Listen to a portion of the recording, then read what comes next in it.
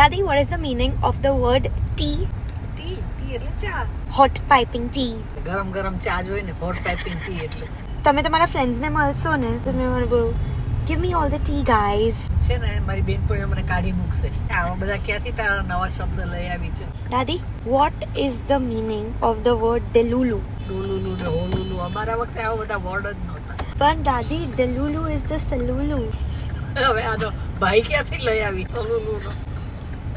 મને શું લાગે છે આ વર્ડનું મીનિંગ શું છે delulu? શું વર્ડ તું પૂછે છે મને એ જ નથી સમજ. આવા વર્ડ તો મારી ડિક્શનરીમાં કે આવ્યા જ. What is the meaning of the word ghosting? Ghost એટલે ભૂત. સામેવાળાને ઘોસ્ટ બનાવી દેવાના એવું. એટલે તમે કોઈને મેસેજ કરતા હો અને એ તમને જવાબ ના દે ને તો એનું મતલબ કે એમને તમને ગોસ્ટ કરી દીધું. ગેટ આઉટ કરી દીધું. હા કરેક્ટ. ઘોસ્ટ એટલે ગેટ આઉટ જ બોલી લેવાનું ને.